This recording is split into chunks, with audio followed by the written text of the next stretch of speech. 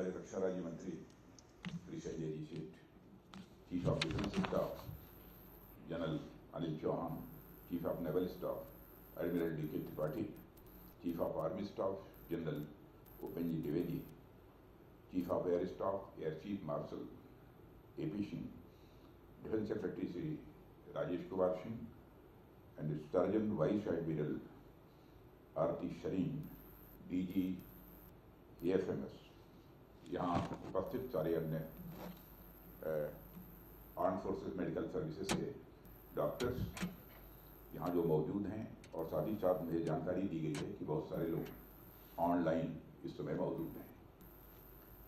सबसे पहले तो मैं आप लोगों को 261st स्थापना दिवस या आर्मी मेडिकल कोर का स्थापना दिवस है, इस अवसर पर अपनी तरफ से हार्दिक बधाई देता हूं, और साथ ही साथ इस कोर के सभी चिकित्सकों को अथवा इस कोर के अंतर्गत आने वाली जो फैमिली है उस सबको मैं हार्दिक शुभकामनाएं भी देता हूं।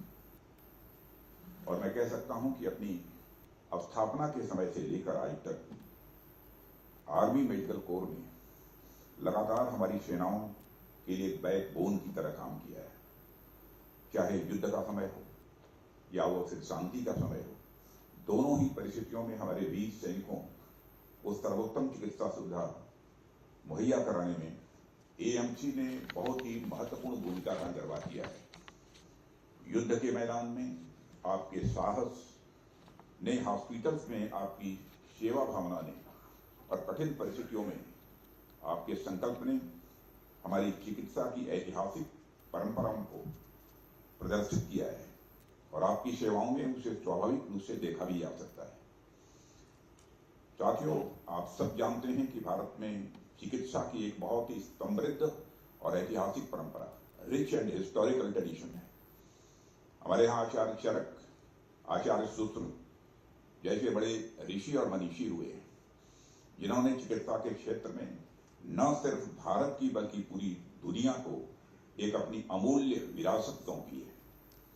मुझे याद आता है कुछ वर्ष पहले दुनिया के सबसे बड़े मेडिकल कॉलेज में से एक royal Australian college of surgeons में आचार्य सूत्र की एक प्रतिमा को स्थापित किया गया। तो उस समय जब हम लोगों को जानकारी मिली थी तो सचमुच उस समय बेहद खुशी हुई थी, साथ ही साथ एक सेंस ऑफ प्राइड मन के अंदर पैदा हुआ था, गौरव की अनुभूति भी हो रही थी। इसके अलावा भी दुनिया के अनेक मेडिकल इंस्टीट्यूट्स में सूत्र संहिता के ट्रांसलेशन भी मौजूद हैं, यह भी मुझे जानकारी दी गई है।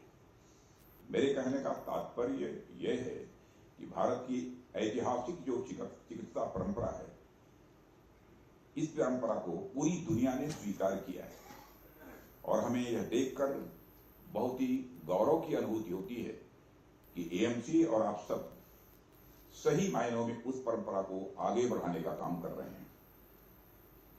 साथियों, जब मैंने देखा कि यह वर्ष AMC की स्थापना का 261वां वर्ष है, तो मैंने इसके इतिहास पर भी विचार किया, जानकारी हासिल करने की कोशिश की। मैंने सोचा कि आज से 260 ईयर्स पहले जब इस इंस्टीट्यूट की स्थापना हुई होगी तो उस समय कैसी स्थितियां रही होंगी। 76 मुझे बतलाया गया कि 1764 में इस संस्थान की स्थापना हुई थी। 1764 मैं समझता हूं कि आप लोगों में बहुत सारे लोगों को जानकारी होगी, भारत के इतिहास में बहुत ही महत्वपूर्ण साल था, और वह साल एक तरह से भारत पर अंग्रेजों की हुकूमत की मुहर लगाने वाला यह वर्ष था। 1764 में ही बैटल ऑफ बक्सर हुआ था, और अंग्रेज उस समय तक एक ताकत के रूप में भारत में खड़े हो चुके थे। कहने का अर्थ यह है कि 1764 का वह साल था जहां एक तरफ हमें पराजय का सामना करना पड़ा था, तो वहीं दूसरी तरफ उसी वर्ष इतिहास का एक सकारात्मक पक्ष, सकारात्मक पहलू भी हमको देखने को मिला, जहां पर आर्मी मेडिकल कोर की स्थापना भी हो रही थी इस देश में। आज इस फाउंडेशन डे के अवसर पर इस मंच पर खड़े होकर मैं आपकी लंबी यात्रा को देखता हूं, तो मुझे ऐसा लगता है कि समय का चक्र भी कितना अजीबोगरीब होता है, समय का यह चक्र कितना विचित्र होता है। मुझे इतनी बारीकियां तो पता नहीं कि अपनी स्थापना के बाद 150 या 200 सालों तक एएमसी ने किस तरह से अपने हॉरिजन को डेवलप किया है, लेकिन इतना मैं जरूर कह सकता हूं कि एएमसी का जो आज यह स्वरूप एक बरगद की तरह जो खड़ा हुआ है, स्वाभाविक रूप से इसकी सभी के द्वारा सराहना की जाती है। कोई भी पेड़ तभी फलता फूलता है जब उसकी जड़ें मजबूत होती हैं, जब उसकी जड़ें फैली होती हैं। जब यह इंस्टीट्यूट 260 ईयर्स वर्ष पुराना है तो यह तो स्वाभाविक है कि इसकी जड़ें विशाल हैं, इसमें कहीं दो मत नहीं है। और उसी के अनुरूप यह इंस्टीट्यूट भी बेहद मजबूत और विशाल बन चुका है।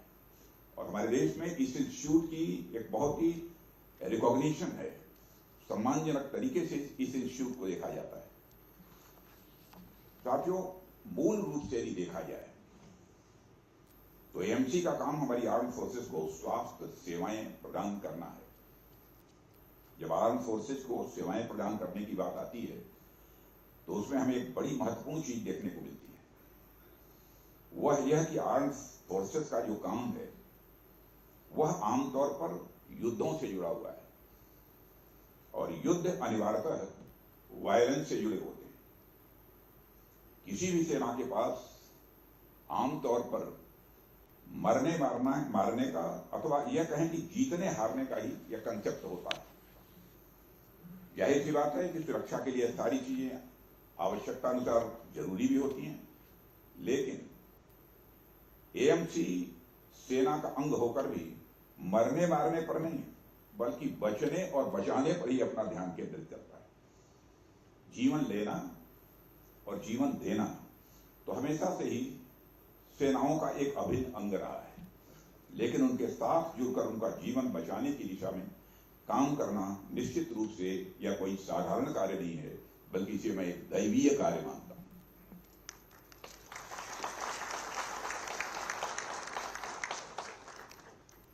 आज हमारी सेनाएं अगर फिजिकली फिट हैं, मेंटली यदि अलर्ट हैं और देश की सुरक्षा की जिम्मेदारी वो बखूबी निभा रही हैं, तो मैं कह सकता हूं कि उसमें आपका भी एक मेजर कंट्रीब्यूशन है।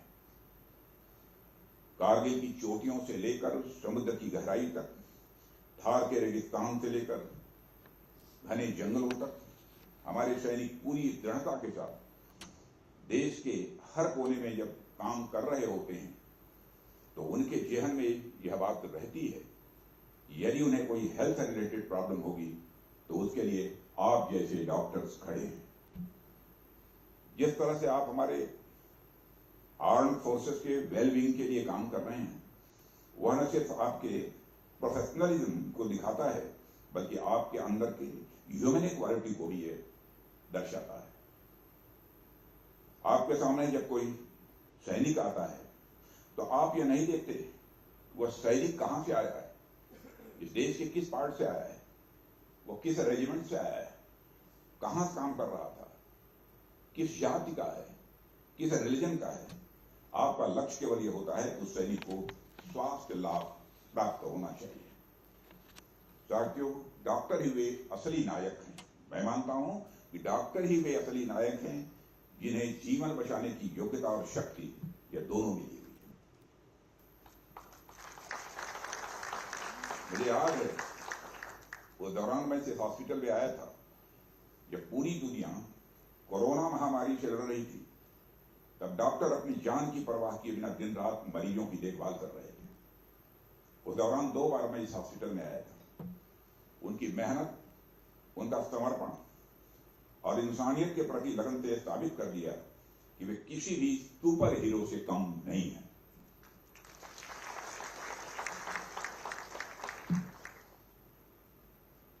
और मुझे याद है कि प्रधानमंत्री जी ने एक बार आह्वान किया था लोगों का, हर घर से बाहर निकलकर अपनी बालकनी में लोग घंटी बजाएंगे। आपने देखा होगा किसी ने तालियां बजाई, किसी ने थालियां बजाई, किसी ने घंटियां बजाई। तो क्यों, किसके लिए था? जो पेशेंट्स थे उनकी हौसला अफजाई के लिए नहीं था, वह था इस देश के जो चिकित्सक हैं, जो डॉक्टर्स हैं, उनके सम्मान में था और उनकी हौसला अफजाई के लिए था। मुझे याद आता है कि अमेरिका में कार्यरत रहे एक भारतीय मूल के डॉक्टर थे, उनका नाम अच्छी तरह आप लोगों ने सुना होगा, स्वर्गीय पाल कालनिधि। उनकी किताब है व्हेन ब्रेथ बिकम्स एयर, यह बहुत ही चर्चा में रही है, पहले भी इसके बारे में मैंने सुना था। जब डॉक्टर कलानिधि खुद जिंदगी और मौत के बीच संघर्ष कर रहे थे तो उन्होंने एक पुस्तक लिखी है कि death can come to anyone, death can come to anyone at any moment and at any age. While medicine has its limitations, there is no limit to human empathy, compassion, care and love. यानी मृत्यु किसी भी व्यक्ति को किसी भी समय और किसी भी उम्र में आ सकती है। चिकित्सा विज्ञान की भी अपनी सीमाएं हो सकती हैं, लेकिन मानव सहानुभूति, करुणा, देखभाल और प्रेम की कोई सीमा नहीं होती। और ये काम कौन कर सकता है? जो बड़े मन के लोग होते हैं। छोटे मन के लोग ये काम नहीं कर सकते। वही डॉक्टर कामयाब माना जाता है, सफल माना जाता है, जिसका कि मन बड़ा होता है। आपने क्या कहा? कौन सा निरोगा है? कुछ लोग पढ़ा था ना, हाँ, सर्वे भवन्तु सुखिनः सर्वे सन्तु निरामया। तो इन्होंने सर्वे संत निरामया कहा क्योंकि मोटो है, स्वाभाविक है, डॉक्टर सलीम यहाँ की डीजी हैं तो कहेंगे, लेकिन सर्वे भवन्तु सुखिनः इन्होंने नहीं कहा। जब तक व्यक्ति निरोगी नहीं होगा तब तक सुखी नहीं हो सकता है।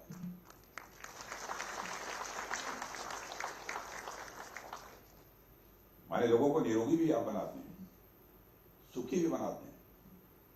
यदि सुखी बनाने का काम करते हैं यदि आप, इसका मतलब कि जब तक आपका मन बड़ा नहीं होगा तब तक आप किसी को सुखी नहीं बना सकते। मैं देखता हूं कभी कभी डॉक्टर्स को किसी मेजर ऑपरेशन में बहुत कोई ऐसा बड़ा कोई ऐसा कॉम्प्लिकेटेड कोई केस हो, ऑपरेशन करना हो, जब उनको कामयाबी मिल जाती है, उसमें सक्सेस मिल जाती है, तो उनके चेहरे पर जो चमक और दमक मैं देखता हूं वो देखने लायक बनता है। आप ये कल्पना करिए कि इतना बड़ा जोखिम उठाकर, इतने बड़े मन के साथ, माने वो कहते हैं, सोचते हैं, मान लीजिए पेशेंट की डेथ हो गई तो हमारा क्या होगा, मेरी रेपुटेशन क्या होगी कॉमन मासेज में, कहीं परिवार के लोग हमारे ऊपर तो कहीं कुछ हमला न कर दे, कुछ करना नहीं। ये भी मैंने देखा वो सोचते हैं, लेकिन फिर भी वो जोखिम उठाते हैं। आप कल्पना करिए वो डॉक्टर्स कितने बड़े मन के होते हैं। और इसीलिए यदि कामयाबी मिल जाती है किसी मेजर ऑपरेशन में, तो मेजर ट्रीटमेंट में, उन्हें जो सुख की प्राप्ति होती है, जो आनंद की प्राप्ति होती है, उसकी कल्पना नहीं की जा सकती। तो मैं बराबर कभी कभी जब मैं किसी यूनिवर्सिटी वगैरह के अथवा किसी मेडिकल कॉलेज के कन्वोकेशन में जाता हूं तो मैं एक फार्मूला बताता हूं लोगों को। मैं चूंकि फिजिक्स का स्टूडेंट रहा हूं, इसलिए वो फार्मूला भी मैं लोगों को बताता हूं कि मन बड़ा होता है तो व्यक्ति को सुख की कैसी प्राप्ति होती है। छोटे मन का व्यक्ति कभी खुद सुखी नहीं हो सकता है, बड़े मन का ही व्यक्ति सुखी हो। बड़े मन, जितना ही आपका मन बड़ा होता जाएगा, उसी प्रोपोर्शन में मैग्नीट्यूड ऑफ सुख, सुख की मात्रा, आनंद की मात्रा उसी रेशियो में बढ़ती चली जाएगी। जितना मन छोटा होगा उतने ही आप दुखी होंगे। थोड़ी देर के मान लीजिए, let us consider that your मन इज ए सर्कल। मान लीजिए थोड़ी देर के लिए कि आपका मन एक सर्कल, तो इस सर्कल के सर्कमफरेंस को जितना बढ़ाते चले जाइए, in the same proportion magnitude of सुख, मैग्नीट्यूड ऑफ आनंद बढ़ता चला जाएगा। और एक क्षण वह जीवन में आएगा जब परमानंद की प्राप्ति होगी, यानी परमात्मा की प्राप्ति होगी। आपके ऊपर परमात्मा की कृपा होगी। Circumference of man is directly proportional to the magnitude of sukh. Circumference of man is directly proportional to the magnitude of anand. Circumference of man is directly proportional, not magnitude of permanent. Because there is no magnitude of permanent. Permanent is permanent. There is no limit at all. Doctors जो बहुत ही dedicated होते हैं, सचमुच उनको इसी प्रकार की आनंद की प्राप्ति होती है और उन्हीं के ऊपर ईश्वर की कृपा भी होती है। साथियों, ये जो डॉक्टर कलानी की जो बात उन्होंने कही थी, उसका अर्थ यही है, मृत्यु किसी भी व्यक्ति को किसी भी समय और किसी भी उम्र में आ सकती है। चिकित्सा विज्ञान की भी अपनी सीमाएं होती हैं, लेकिन मानव सहानुभूति, करुणा, देखभाल और प्रेम की कोई सीमा नहीं होती है। इसलिए आपने जो कैरियर चुना है, मैं मानता हूं यह केवल एक प्रोफेशन नहीं है, बल्कि एक मिशन है। मानवता के अनवरत सेवा करने का एक ये अभियान है। जब आप किसी का इलाज करते हैं और वही इलाज के बाद स्वस्थ होता है, तो मेरा ख्याल है कि आपको जो सेटिस्फेक्शन जिस सीमा तक होता होगा, वह किसी भी सैलरी से या पद प्रतिष्ठा से कहीं ज्यादा संतोषजनक होता होगा। एक मरीज को, बहुत ही कोई गंभीर मरीज हो जिसका इलाज करते हैं, तो उस समय जो आपको आनंद की प्राप्ति होती होगी, यदि 200, 400, 500, 1000 रुपया बढ़ जाए, अच्छा वो आनंद की अनुभूति आपको नहीं होगी।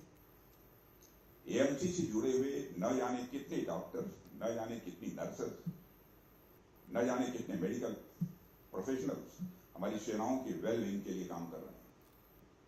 आप सभी वो सेनानी हैं जो हमारे सेनानियों को, जो भारत की सीमा की रक्षा करते हैं, उनको ताकत प्रदान करते हैं।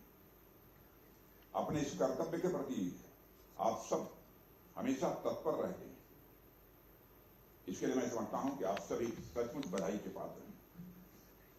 साथियों, मुझे बताया गया कि आज हमारे देश में 113 मिलिट्री हॉस्पिटल्स, 10 नेवल हॉस्पिटल्स और 12 एयर हॉस्पिटल्स हैं। इसके अलावा 13,000 से भी अधिक डॉक्टर्स, नर्सेज और अन्य पैरामेडिकल स्टाफ जो हमारे सैनिकों के लिए देश के अलग अलग कोनों में, यहां तक कि दुर्गम क्षेत्रों में भी कार्यरत है। इन पैरामेडिकल स्टाफ में हमारी महिला साथियों की भी एक बड़ी संख्या कार्यरत है। जिस प्रकार से हेल्थ सेक्टर में और विशेष रूप से आर्म्ड फोर्सेज मेडिकल सेक्टर में वीमेन एम्पावरमेंट हो रहा है, यह वाकई में बड़ी प्रसन्नता का विषय है। यहां मंच पर डीजी एफएमएस डॉक्टर आरती सलीम भी मौजूद हैं। डीजी एफएमएस खुद में ही वीमेन एम्पावरमेंट की एक जीवंत उदाहरण है।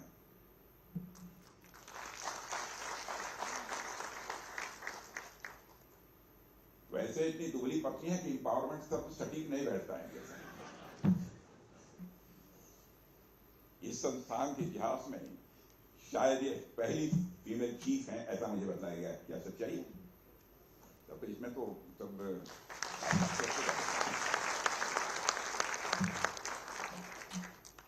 और इनके नेतृत्व में हमारे डॉक्टर्स तो अच्छा काम कर ही रहे हैं, साथ ही एएमसी में महिलाओं की भागीदारी भी और मुखर होकर सामने आ रही है। साथियों, आमतौर पर हम सैनिकों के योगदान को तो एक्नॉलेज करते हैं। पूरा देश इस बात को जानता है कि हमारे सैनिक किन परिस्थितियों में रहकर हमारी सीमाओं की सुरक्षा कर रहे हैं। इसके साथ साथ हमें आपके योगदान को भी उतना ही महत्व देना होगा। और मुझे यह भी लगता है कि जिस एम्पैथी के साथ, डेडिकेशन के साथ और कमिटमेंट के साथ आप लोग काम कर रहे हैं, वह न सिर्फ काबिले तारीफ है, बल्कि मैं कहूंगा कि अनपैरेलल्ड है।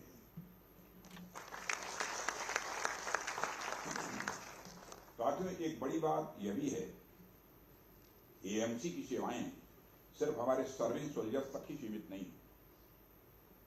एएमसी हमारे वेटरन्स और उनके जो डिपेंडेंट हैं, उनके परिवारजनों की वेलबींग के लिए भी लगातार काम करते रहते हैं।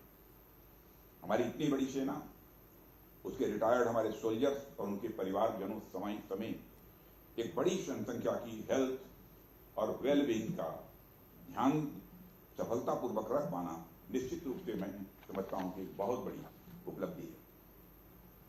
मैं यहां डॉक्टर फ्रांसिस वेल्ट पीवॉडी, जरूर आप सब लोगों ने इनका नाम सुना होगा, कि लेख the care of the patient की चर्चा करना चाहूंगा। यह लेख कई चिकित्सा संस्थानों में विद्यार्थियों को पढ़ाया भी जाता है, आपने भी पढ़ा होगा।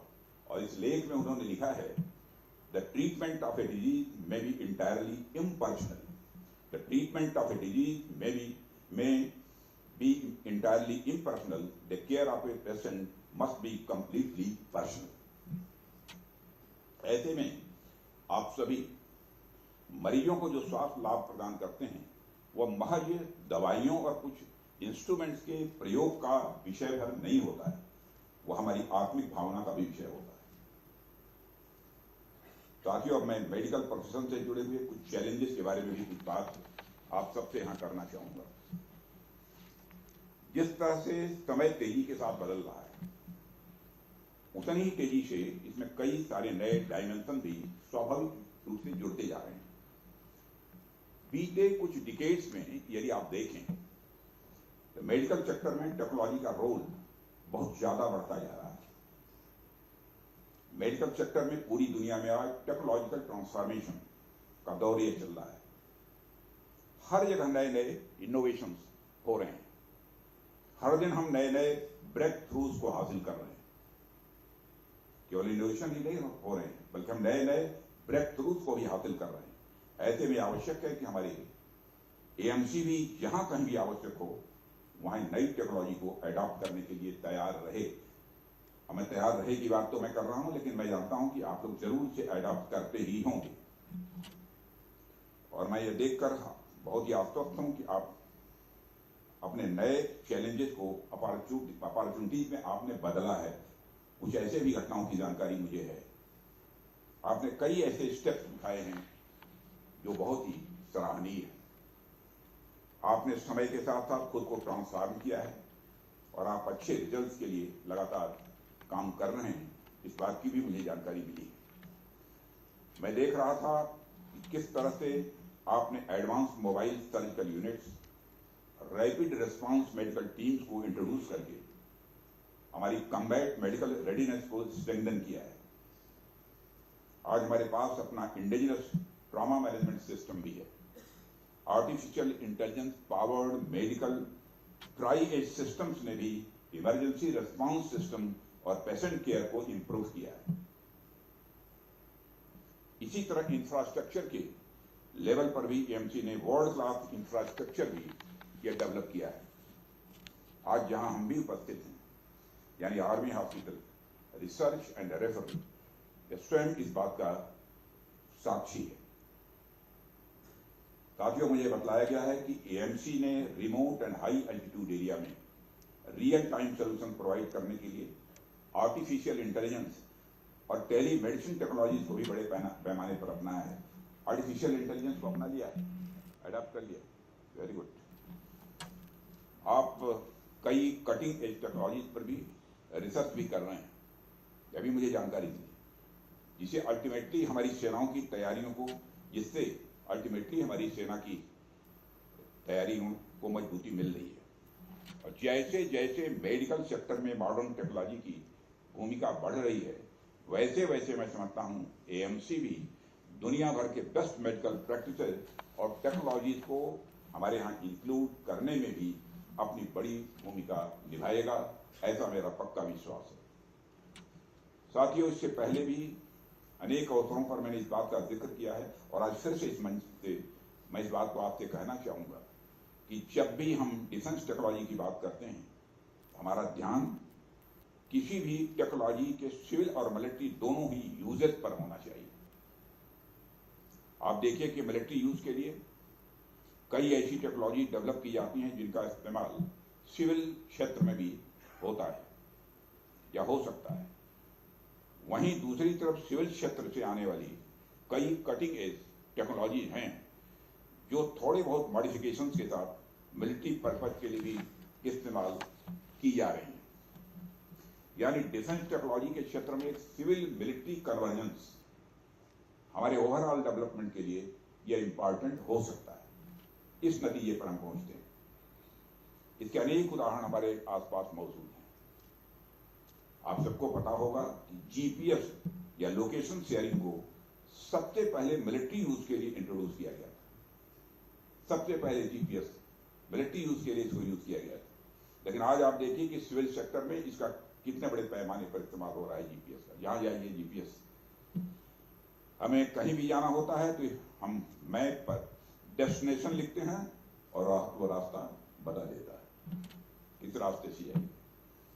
जब बात मेडिकल टेक्नोलॉजी की होती है तो मैं मानता हूं कि सिविल मिलिट्री फ्यूजन की अलग से कोई बड़ी जरूरत नहीं है। मेडिकल सेक्टर में अपने आप में फ्यूजन का एक बड़ा उदाहरण है, क्योंकि मानव का जो शरीर है वह चाहे किसी भी फौजी का शरीर हो या किसी सिविलियन का शरीर हो, दोनों एक जैसे ही।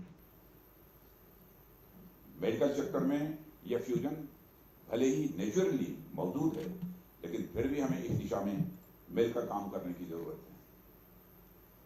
मुझे जानकर खुशी हुई है कि आप लोग पहले से इस दिशा में कदम उठा रहे हैं।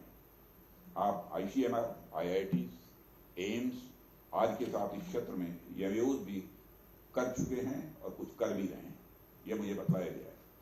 एकेडमिया और दूसरे देशों के मेडिकल ऑर्गेनाइजेशंस के साथ भी आप मिलकर काम कर रहे हैं। देश दुनिया में जहां भी मेडिकल सेक्टर में जो कुछ भी नया हो रहा है, आप उसे एडॉप्ट करिए और मुझे मालूम है आप कर भी रहे हैं। साथियों, हमारी सरकार के बारे में कहा जाता है पिछले 10 वर्षों में फिजिकल इंफ्रास्ट्रक्चर में हमने बहुत बड़ा क्रांतिकारी परिवर्तन किया है। क्रांतिकारी परिवर्तन तो कई हुए हैं, क्रांतिकारी परिवर्तन भी बड़े न हुए होते तो आज हमारा देश इकोनॉमी की साइज के मामले में जो 2014 में दुनिया के देशों में 11वें स्थान पर था, वह जंप लेकर आज 5वें स्थान पर न पहुंच गया होता।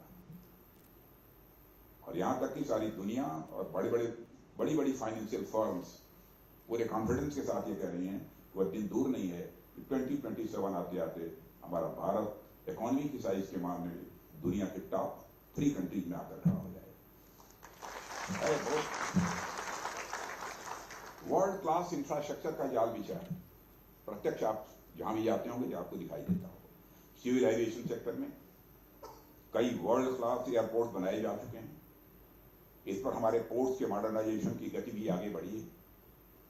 चमचमाती सड़कों का जाल आज भारत के कोने कोने तक फैल चुका है। ऐसे कई सेक्टर और भी हैं जिनके बारे में घंटों तक बात की जा सकती है। आप सब भी इससे वाकिफ हैं और पूरी दुनिया भी इस बात को स्वीकार कर रही है कि भारत इस समय नेक्स्ट जनरेशन इंफ्रास्ट्रक्चर बिल्ड कर रहा है। आगे आने वाले समय में यह कार्य और भी तेजी से किए जाएंगे, क्योंकि इंफ्रास्ट्रक्चर में हुए सारे परिवर्तन हम अपनी आंखों से देख पा रहे हैं। इसलिए यही इंफ्रास्ट्रक्चर का हार्ड पार्ट, या यूं कहे तो यह हार्ड इंफ्रास्ट्रक्चर है। इसके दूसरी तरफ सॉफ्ट इंफ्रास्ट्रक्चर की ओर भी हमने कई रिवॉल्यूशनरी स्टेप्स उठाए। आज देश में जो डिजिटल इंफ्रास्ट्रक्चर का निर्माण हुआ है उससे आप अच्छी तरह अवगत हैं। इसके अतिरिक्त हेल्थ सेक्टर में इन्वेस्टमेंट को भी मैं सॉफ्ट इंफ्रास्ट्रक्चर के रूप में ही देखता हूं।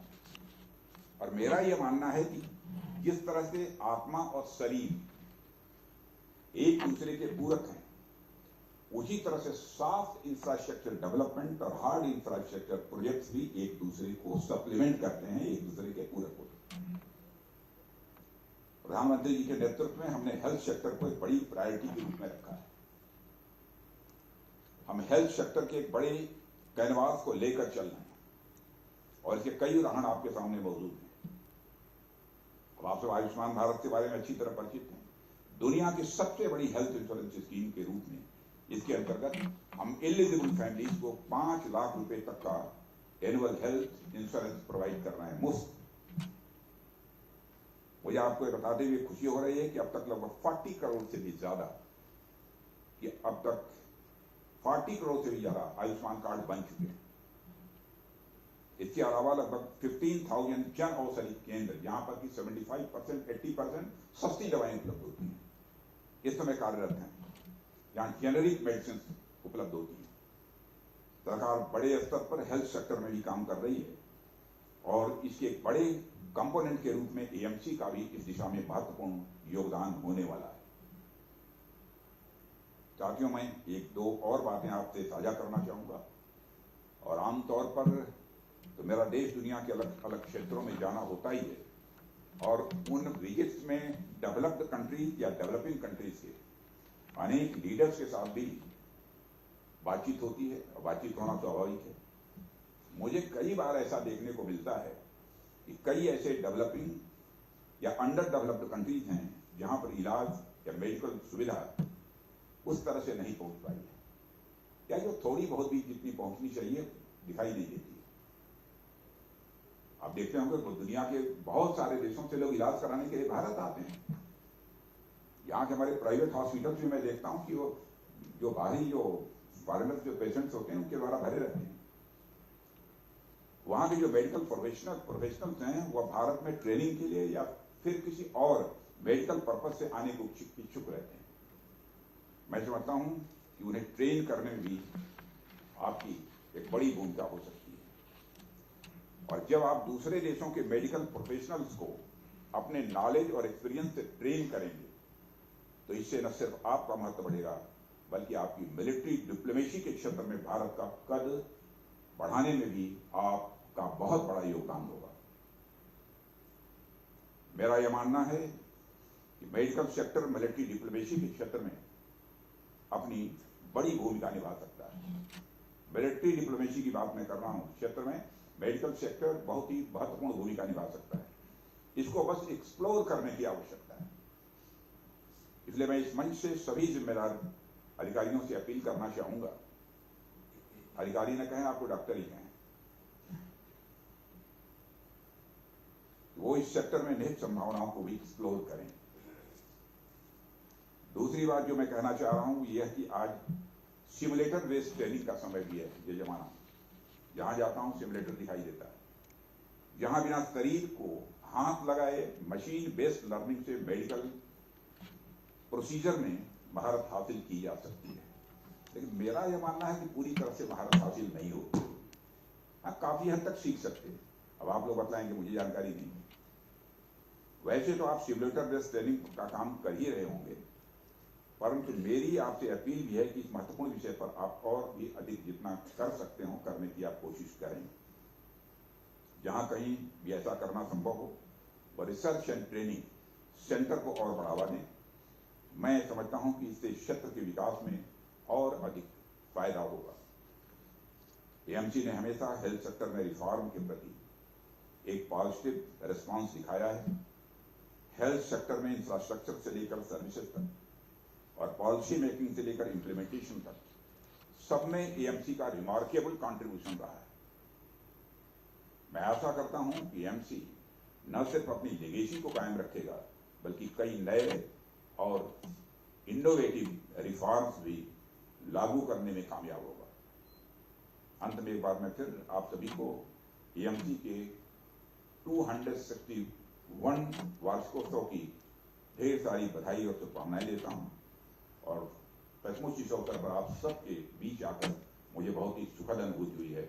आप सबको मेरी तरफ से बहुत बहुत धन्यवाद। इलाज के लिए नहीं आया हूं, आज भाषण करने के लिए आया हूं। बहुत बहुत